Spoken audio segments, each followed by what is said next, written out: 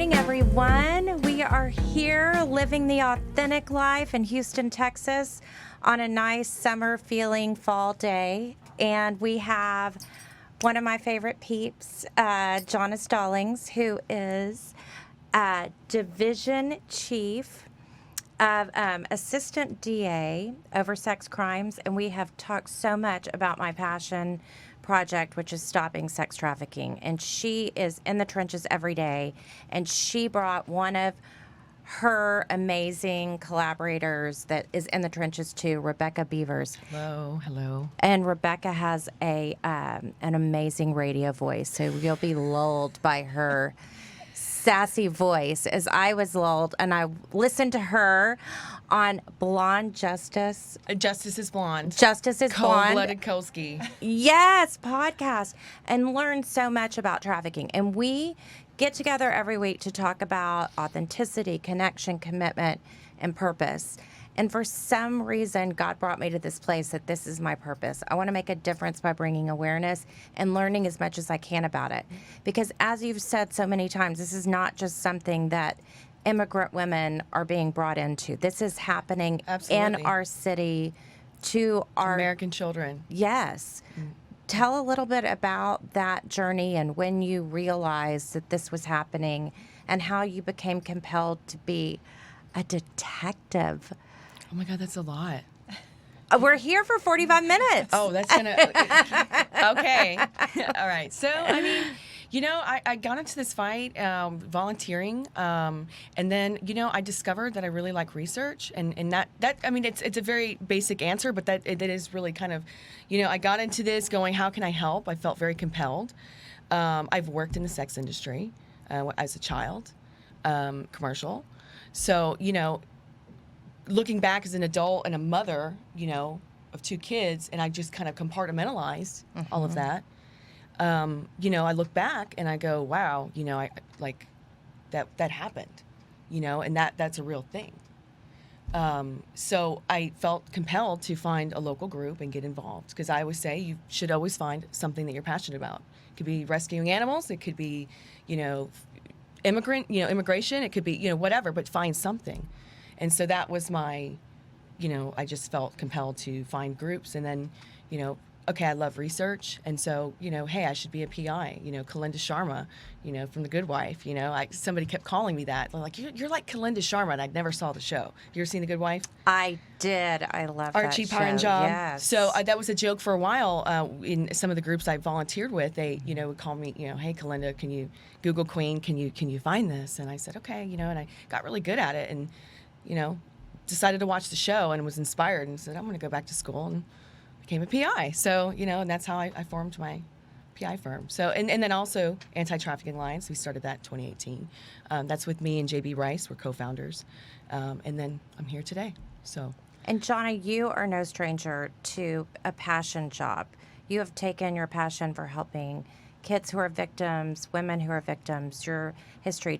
Even though you've been a guest before, tell a little bit about that journey that brought you here to Houston, working to bring these cases against these horrible men and women who are pimps. Well, thank you for having me. I've been a prosecutor since 1996, and I've also been a defense attorney and helped women and men who were mentally disabled or had drug issues as well. And I was in Victoria, Texas for a long time, where I really honed in as a prosecutor to help women and children, like the downtrodden of our society, and figure out what's happening online and in prostitution. And it kind of became my life's goal to help to eradicate the sex abuse of our young people and our adults that are manipulated and targeted on the street. And we were talking earlier, Rebecca Beavers is an amazing person, and we were talking about how, with you earlier this morning, that even our teenagers that are just going to school and online, that they are targeted, even if they're not necessarily have a bad home life, that they're also targeted by predators, pimps, sex offenders that are online on social media, and that there's child pornography on Pinterest, that we have pimps on Facebook.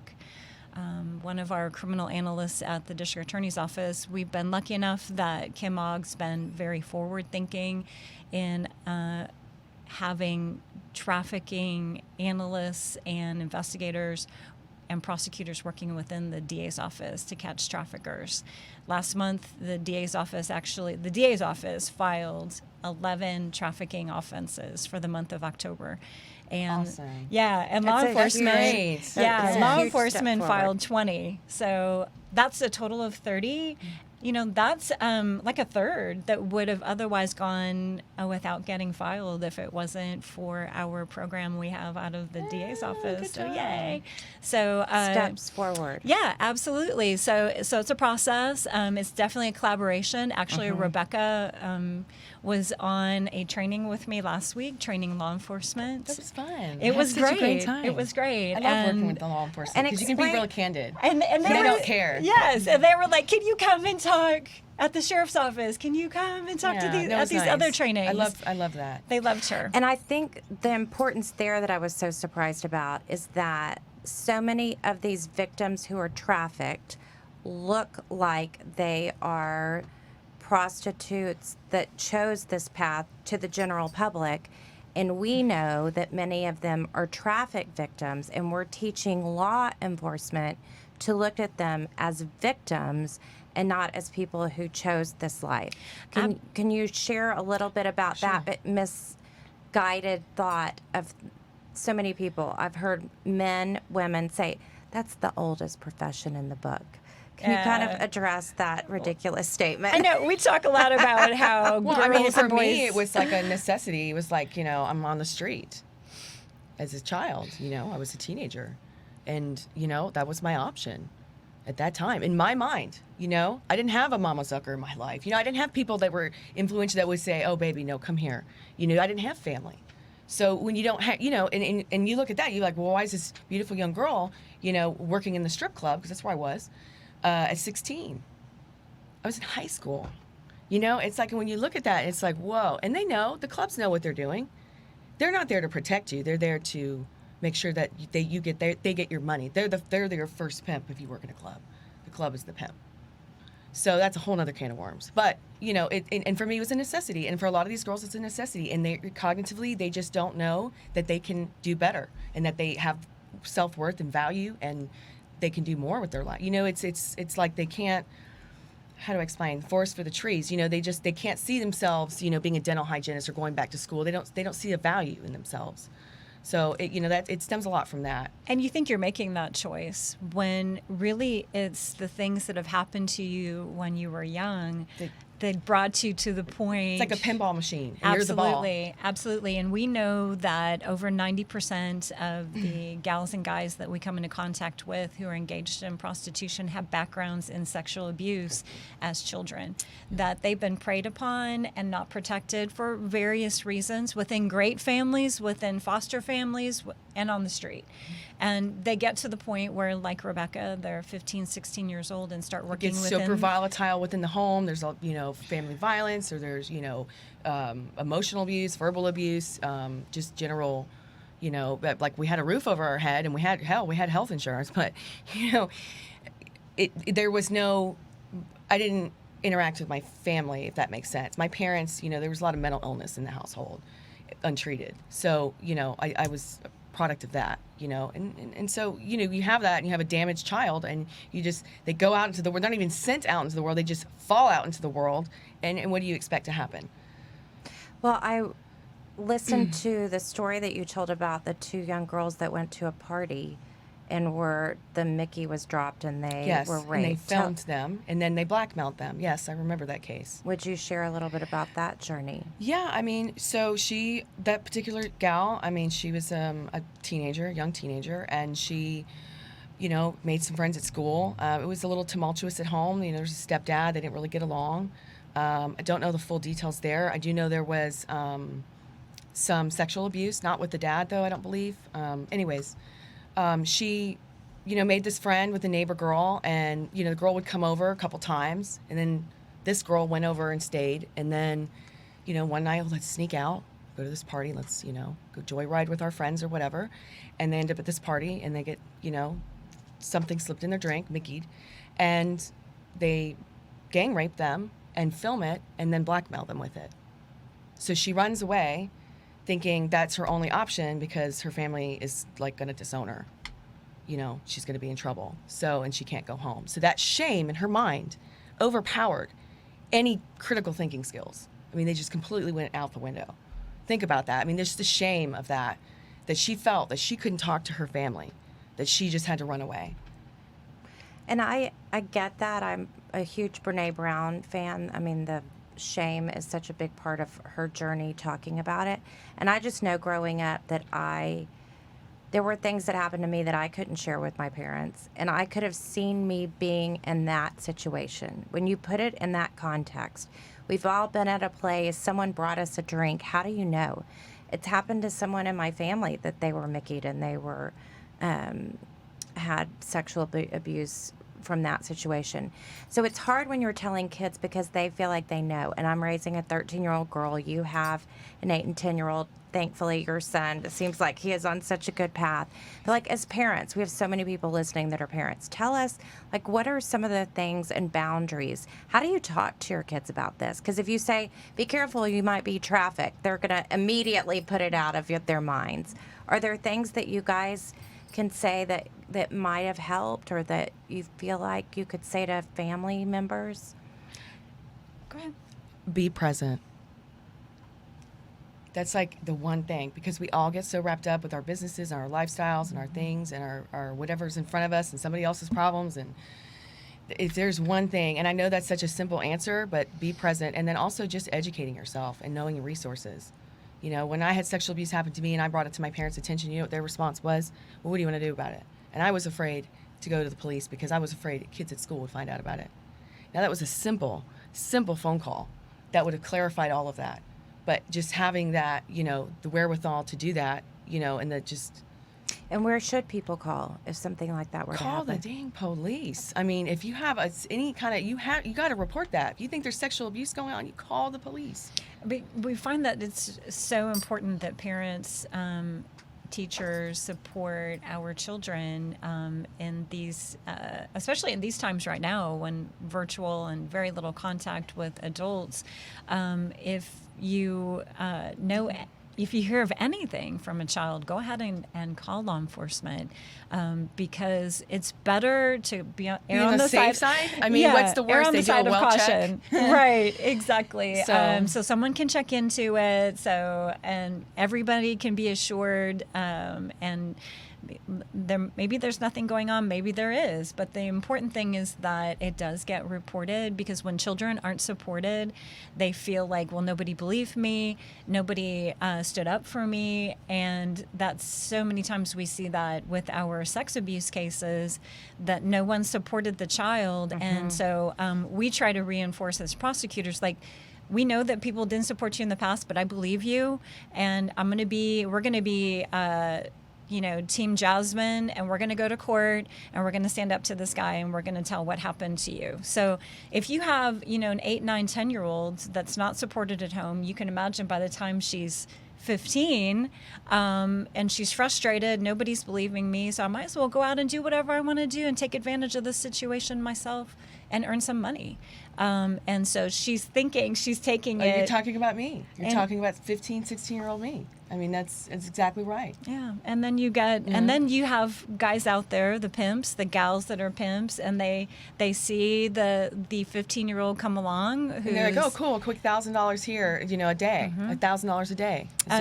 Tell them about how you kind of get interviewed, and they're looking for their in with you on how to take advantage of you, how to manipulate you. So when I worked in that lifestyle, as a kid, and I would meet these guys, and I always could see them from a mile away. I mean, it was just so stereotypical. It's like just pure Hollywood on that level. It's like the chains, the this like sort of look, style or whatever, what have you. So, and it's just like, it's always the same thing.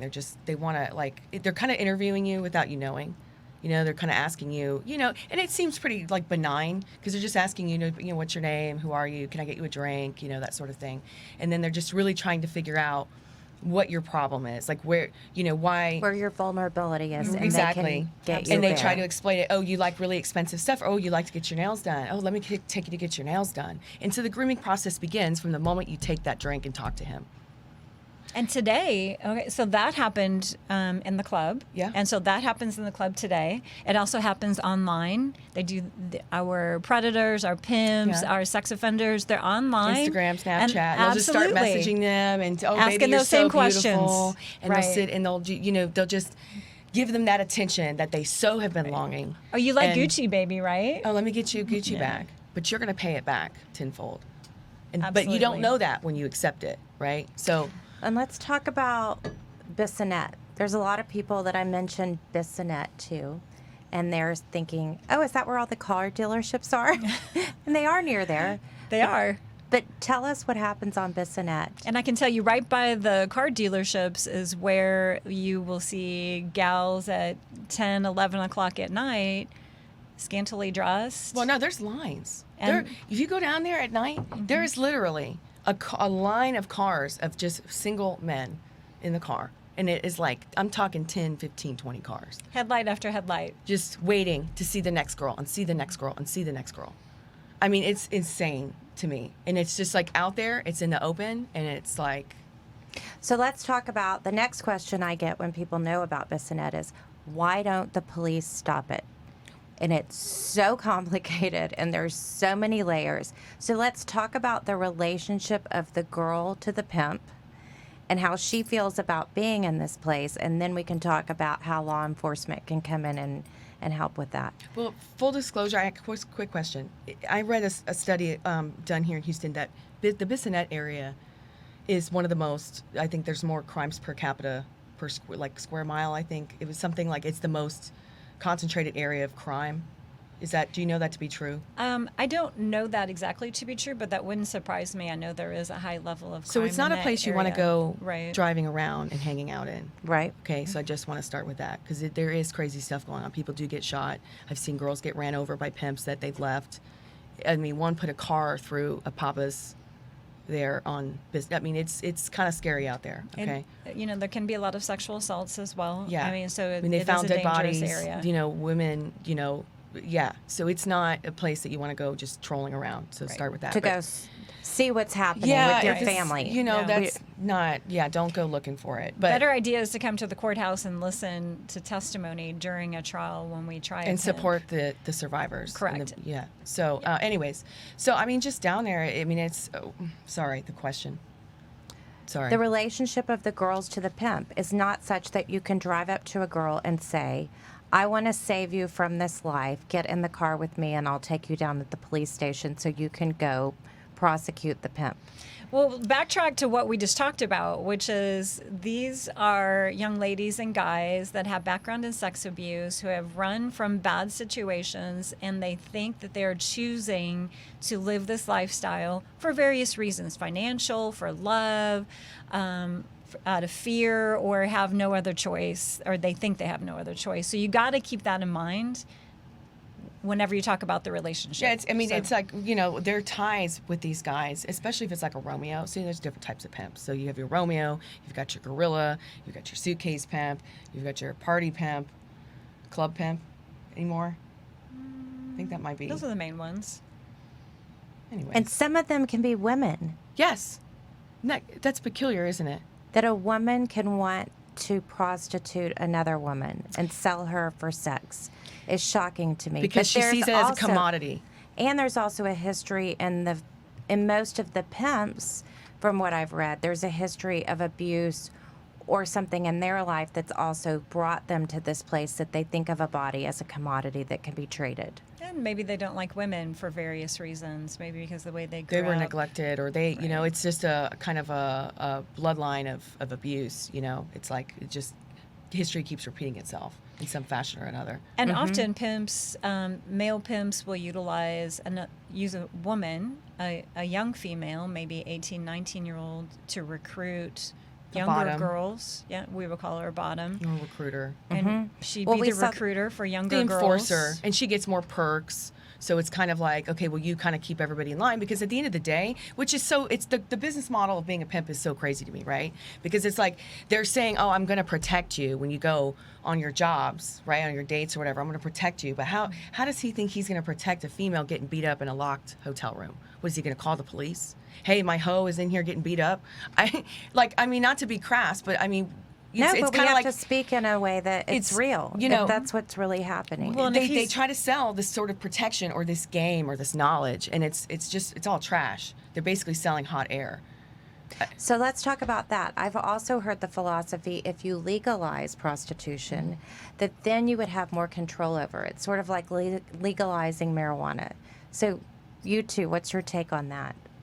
Well, if you legalize it, then law enforcement doesn't have a way to come into contact with either a pimp or a person who's engaged in prostitution who's selling themselves, and they have no way to gather evidence to show that trafficking is occurring. So I think a great middle ground is either making selling legal, like that's not a law, that's not an offense, or sex buying is illegal. So as opposed to always prosecuting the seller. So we do pre-arrest diversion as a way to come into contact with the seller, gather the evidence on the trafficker, and then file on the trafficker and give the person who is selling themselves an opportunity to get services instead of going to jail. So it's a way to find a middle ground that we're not creating more problems for our seller, who already has a background in sex abuse, who already has maybe a lot of mental health issues because of all the things he or she has been through. We don't want to send them to jail and then they're unable to get a job or get an apartment because they end up with convictions. So we still want to catch the traffickers. If you legalize prostitution, we won't catch the traffickers, and it's just going to be free reign to do whatever the pimps want to do. And isn't it almost legalizing slavery? Well, I have a Basically, quick yeah. question, though. But Yeah. trafficking and prostitution are two separate things.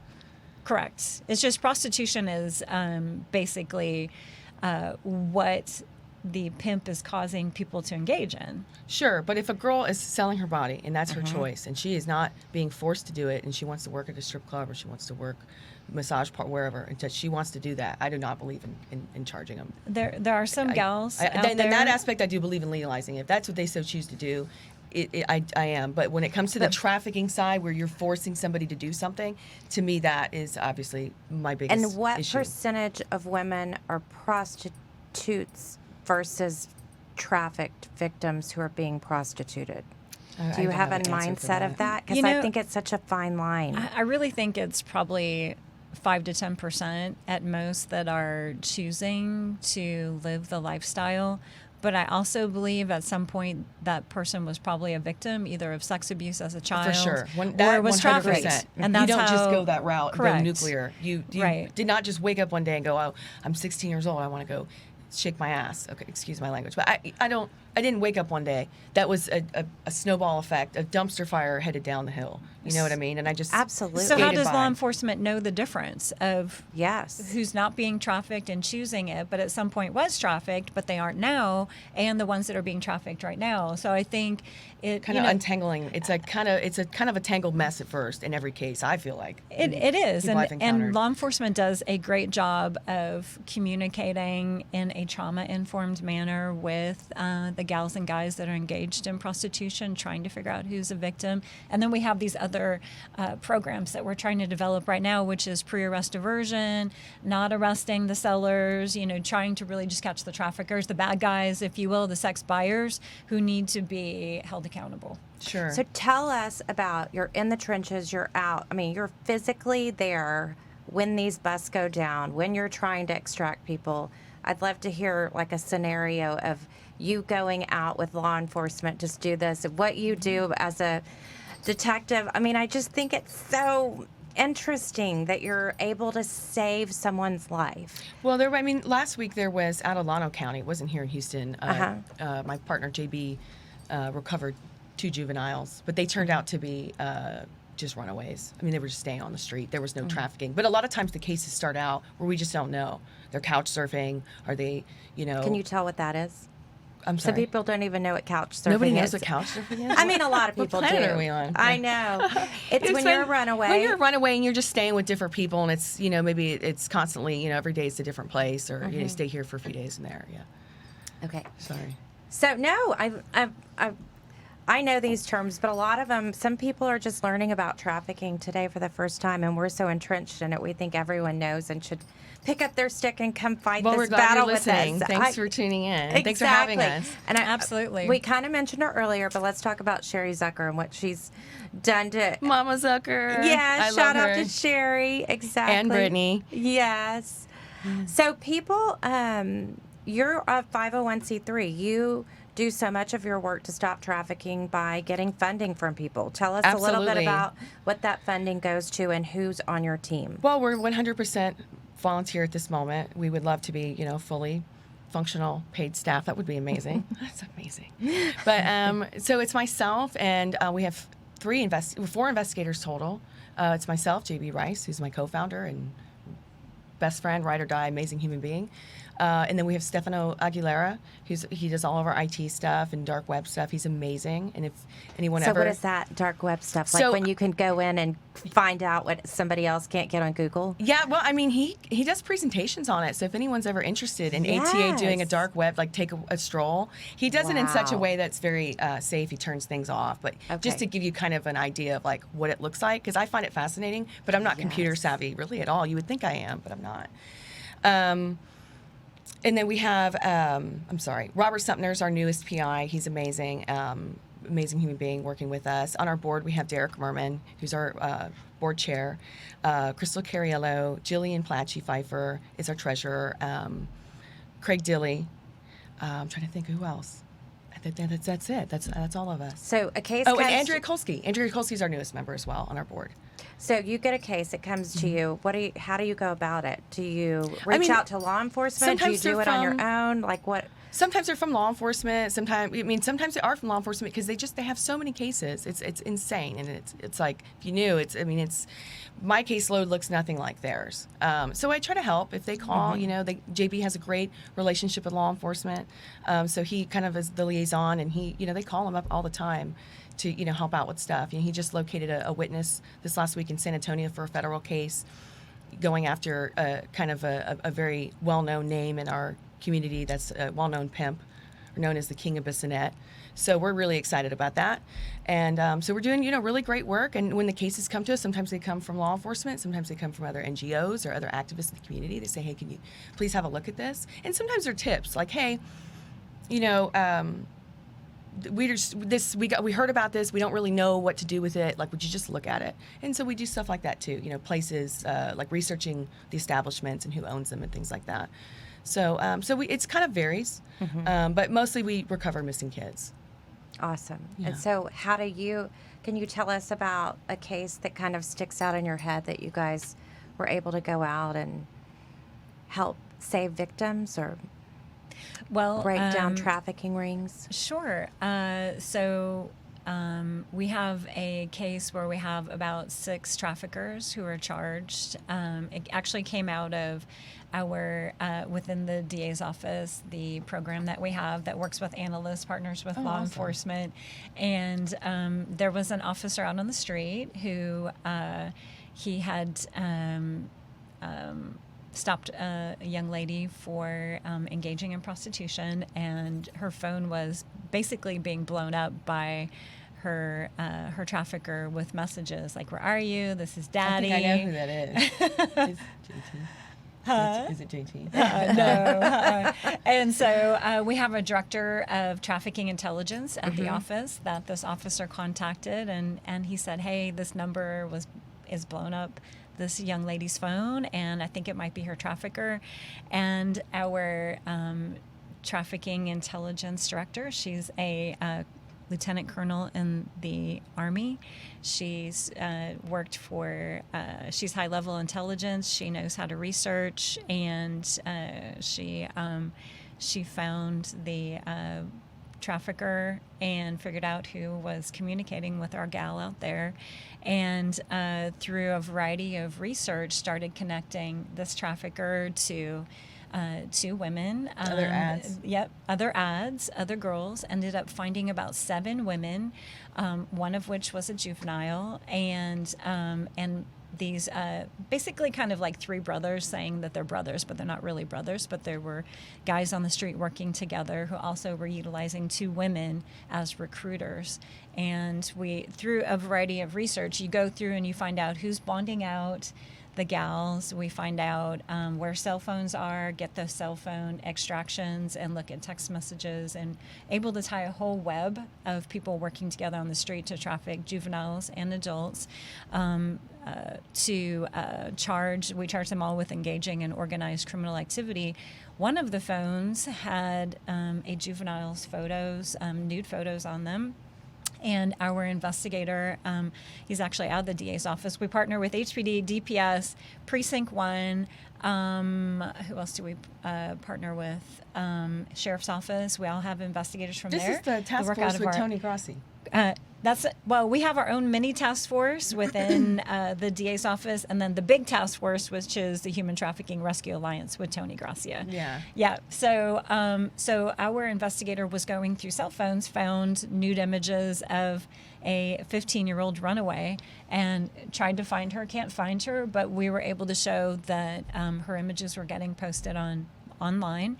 And so charged the trafficker with trafficking her to become a victim of child pornography, sexual performance, even though we don't even know where she is. That's we don't amazing. and we're prosecuting these people incredible. without the victims. Yeah. So we're trying to be super forward thinking. Like, it doesn't matter if she can't come forward and speak for herself because she's a runaway. We're still going to hold these people accountable. So those cases are all still pending against these traffickers, and they're all charged with engaging in organized criminal activity, working together to traffic juveniles and adults, females. It was all female victims in this situation, but it was that one phone call. So back to that. So the one phone call from the officer on the street who's like, "This got to be a pimp." Sometimes that's all it takes. You That's get all that it takes. one. Just that one hit, and as an investigator, it's just life. I'm like, Right. yes, I found it. JB on a girl he was looking for, and then this federal case we're working on, with, going after the King of Bissonnette. He could not find this chick, and she's been missing. And so he goes on her social media, and he finds a photo of these like funky, car seat covers with butterflies on them. And he spotted that car with those butterfly seats, and it was just like, it sounds so goofy, but it's like that one thing. And on yours, it was a phone number, which is much better. But it can be an image it could in be social media, that right? one little hair, and it's just like, boom, just takes I've off. even heard, like, if it's a picture of a girl and they see the carpet and the carpet's different, and they know that that's in a certain place, or there's just so many things that you as an investigator know to look at. It's so like a TV show. It really is. It's pretty cool. There's a lot of different programs that we can utilize to track different types Also, there's of data. Google Images. Like, if anybody just wanted to know, like, on some things, you can search just free that's out there. You can go to Google Images specifically and download the photo and drop it in and search, and you'd be very surprised on what you can find. Just a bunch of open source intel that you don't have to actually. I started out with Google, so I put my time in on how to really do some organic research. Love that. Okay, so you bring these guys in, they're in the courtroom. What can we do as a community to encourage the judges to hold these people accountable for the behavior? We've talked about maybe getting to a place that we could watch on Zoom, or we could become advocates as the community. But I know that so many of us with Houston 20 are looking at ways that we could, together as women at home from our computers because of COVID, can really make a difference. Can you recommend some steps for us? Sure. So important to hold prosecutors, law enforcement, and judges accountable.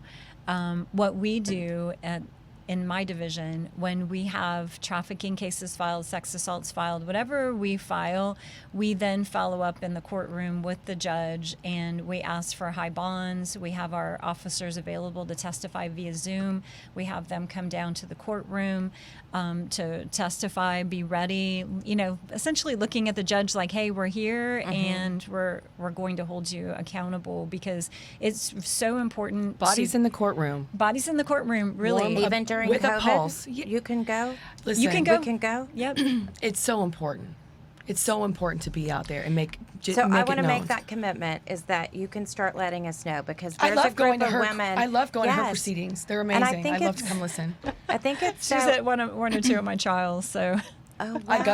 I just like to. I'm back in school. I'm going for my law degree ultimately, and so if any chance I get to come and pick her brain and listen to her, statements and everything. Oh, I'm all about it. So come to trial, please. That's come. important. I mean, come for jury service.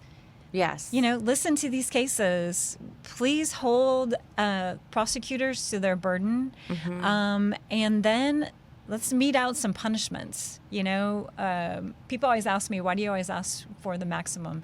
Well, because if it was your child who was the victim, you might think that's appropriate. I'm going to, once we go to trial, all gloves are off, and we're going to be seeking the appropriate punishment, which if we're talking about sex trafficking, I'm going to be asking for the maximum. If we're talking about sexual abuse of a child, I'm going to be asking for the maximum. Listen, if you just take away even the emotion of the awfulness that happened, just listening to her in there, it's like Kill Bill, where Uma Thurman is just, slice. It's amazing. So you should totally go. I want people to get excited about it. I get excited about it. I'm a big fan of Johna, and she works so hard. And when you go and you see the process of what, from start to finish, all the stuff, she just told you that one about the 6 traffickers. There was so much that went into that. It's, it was that one sliver of information that kind of popped it off, but there was a lot of work that was put into that. They work so hard, and it's really easy to see from the outside looking in and kind of criticize, but until you're in the trenches, until you're really, Yes. If you can't even show up to Absolutely. court to support the victims, then if you can't even, you know what I mean? Like, if you can't even do that, then how are we going to complain And tell about the Right. team that's actually going out, because that's what fascinated me, is how many people you have to help with the different aspects. I think it's important to support our victims out on the scenes for our girls and guys to know that there's help out there, that they can There's people that care. Right, there's people that care. You can get a forensic nurse examination. You can find out, am I okay? Am I healthy? There's STDs, HIV. There's COVID. There's a lot of scary stuff out there, and pimps minimize. They're like, don't worry about it. You'll be fine, and I'm going to get you condoms. And we actually have a Facebook video where the pimp is buying condoms, and he's saying, yeah, this is my bitch, talking about, a beautiful young lady that's 18, 19 years old. So we want the 18, 19-year-old to know we're out here with forensic nurses, law enforcement. Like I told you, they're interested in finding that information. Like, hey, we do care about you. And we want to know why you're out here. How did this happen? Because we want to hold those people accountable. And then also, forensic interviewing. We're providing opportunities for adults to be able to go and tell their story. We had a trafficking victim who had bite marks on her. She had been beaten the day before, and she was out being forced to prostitute. And luckily, great officer came across her during an undercover operation, got her to the hospital, got her to a forensic nurse. They treated her for all her physical wounds that she actually still had, a bite mark on her face, and made sure that she had the opportunity to tell her story that in a trauma-informed, safe, comfortable environment with a forensic interviewer. So just like how we have forensic interviews for children, we now have them for adults. Total care, and Which then is and then amazing. advocates. It's so good. Then there's advocates. Like ATA, like YMCA, like The Landing, who are out there every day working with law enforcement. Real beauty, real women. Real beauty, real women who are out there on the scene with law enforcement, providing services, and like, hey, we can continue to care for you even after tonight, because it doesn't end in that moment. They have bills to pay, they might have kids to take care of, and they need help. You don't just pluck them out of that lifestyle, go, okay, Right. let me help you, and then there's like all this host of other problems.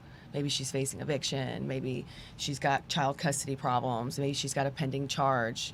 Who knows? There's like so many variables that go into it. It's not just, let me just pluck you up and, oh, you're safe. No, that's not. Like it's such a process, and it's a journey to restoration. It's an absolute journey to restoration. It's a lifetime. I still battle with my PTSD and things like. There's so much trauma all the time, yes. and I have to just, you get better at it, but it never goes away. So it really does take community, and it really does take, if you really want to, sponsor, advocate, it's a commitment. It's not something that you just go, okay, I'm gonna pat you on the head, and you really have to engage and have get trauma informed training, and and go that route. That's one of the pillars of Houston 20 is that we're really trying to work on that aspect. Awesome. And we saw that was such a need. One of the people that are doing so much on the state level, their daughter was a victim, and that was something that became obvious. Was there was no care, there was no place to go and even be with your child or sit with your child to overcome that. So we're trying through Hope Rising to get more beds for aftercare and through, but I want to give another shout out to the trauma nurses, because I feel like they're the forensic nurses. That's why I joined St. Luke's Friends of Nursing. They have such a great team. I think you work with them. Texas Forensic Nurse Examiners, right? Yes. They have the forensic nurses that are mobile. They work Mobile within now. St. Luke's, right? They go to all the Amazing. St. Luke's clinics. They're also with other clinics within Harris County and other counties, Montgomery County, Wharton County. They're expanding. And they're also Texas Forensic Nurse Examiners Center for Forensic Excellence. They started a separate program for the forensic interviewing. So they're providing the trauma-informed space for adults to come and talk about any trauma that they need to talk about, family violence, sex assault, or trafficking. So they're doing amazing work. Yeah, it's definitely, I think it's just not highly publicized, but it's definitely, things are getting, I feel, finally kind of getting a groundswell, and things are starting to take shape. I feel good about it, for what it is. I do too. I mean, I think we've made amazing strides. I've just been in this sector of trying to help for the last 3 years, and to see the amount of movement and awareness that we've built and change that we've had That's in our awesome. community. I mean, just it's talking about not exceptional. arresting. I mean, That is not a arresting. significant, yes. I mean, because all it does is further entangle her. That's my point of view on that is it just further entangles her to have to deal with something else when she probably has a lot of other stuff going on. Do we really need to send her to court and scare her? And it just further, I think it just pushes away from the legal system. So I don't agree with prosecuting on the prostitution side. Kim, For me, that I've sat in court with these girls. When I started out doing this and volunteering, and I still do it to this day, I get calls occasionally from law enforcement or whoever, and they're like, this case is, I think if you're really in it and for the right reasons, and you have heart in it, you'll sometimes come across cases where they just hit you. They just get you right here in your heart, and you just think about that person. And I have a few myself that I always think about, I pray about, that I think of often.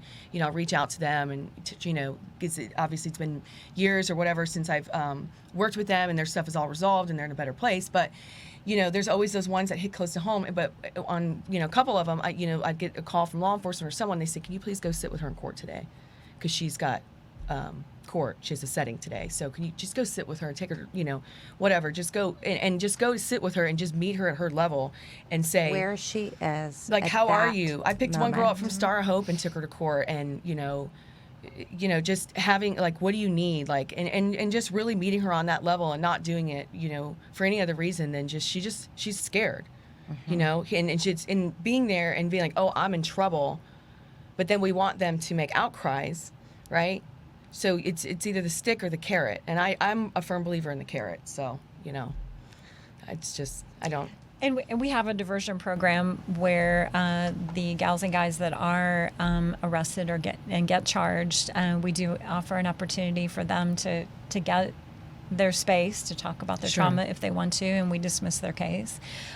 So we're trying to be creative in making sure people get access to services, that they're not getting convictions. I think we had like a 95% dismissal rate of our sellers charged with prostitution, that they get their cases dismissed, and then we agreed to quick expungements and also providing advocates. You even expunge it for them? I love that. Well, we don't object to it, Okay. and we connect them with the somebody civil that'll help attorneys. them. Okay. Correct. But that's still good. That It's will a do very it.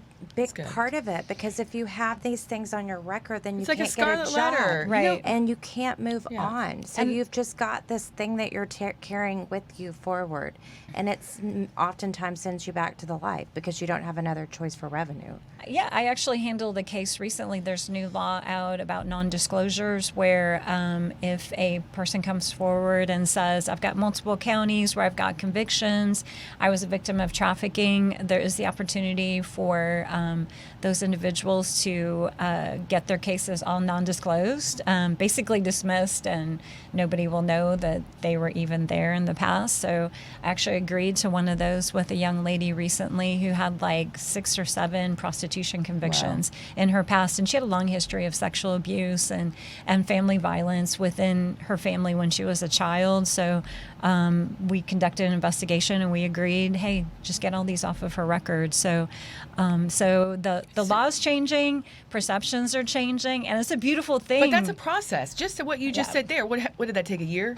No, it took, I think we got that accomplished in about 60 days. Yeah, See, but I'm you blown know, away But today. it's a 'Cause philosophy I'm used that's to been seeing- around a long time. Yeah. So it and it's took a while. and you know, it's our Well, working on the criminal commitments. defense side as a PI, I just see things dragged out all the time in court. Yes, so- at least in Mogo. Yep. yeah. So Don't get me wrong, some things do get drawn out, Yeah, but 2 years before you go to trial. It's like- right. You know, luckily, it's a trial court chief contacted that's me awesome. and said, hey, I don't know how to handle this. And I said, no problem, I'll take care of it for you. And then one of our investigators worked on it with me. And yeah, in about 60 days, we had the cases resolved. So it was pretty exciting. And I'm sure she feels much better now that she doesn't have those convictions on her record. So Absolutely.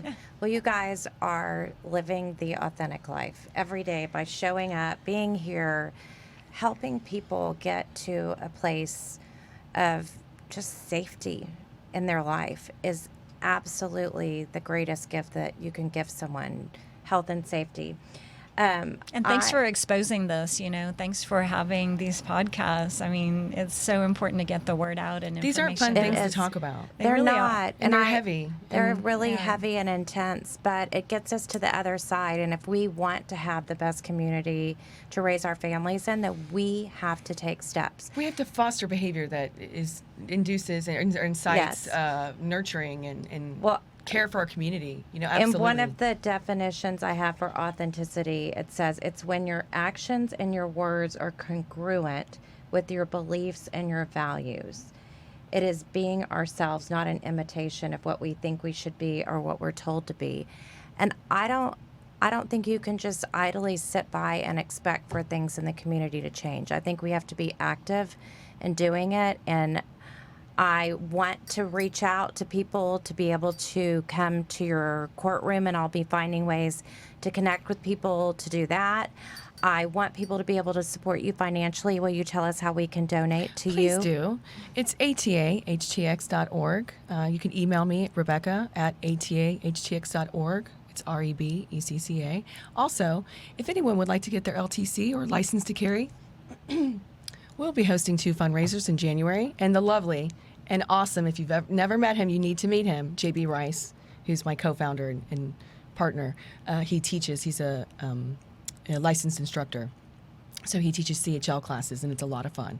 And we do them at the end of the year. We do gift cards, and they're like a nice little stocking, you know, kind of edgy stocking stuffer. I love it. So- well, us being in the luxury business, I have my concealed handgun license Very because good. it's important to just be Yeah. able to protect herself, and it's not something I feel super comfortable with, so I need to go back and Or practice. if you just want to have a day on the range where you learn some new Yes. things, he's an expert in all things firearm, and I really mean that. Like, he's all things firearms. So if you ever just want a day on the range, if anyone would like, to discuss that, we can definitely set something up and we can have some fun. Good. Well, thank you so much, ladies. Thanks for inspiring us all to make our world a better place Thanks and for for your having us. authenticity. Yeah, same to you. Thank you so much for having us.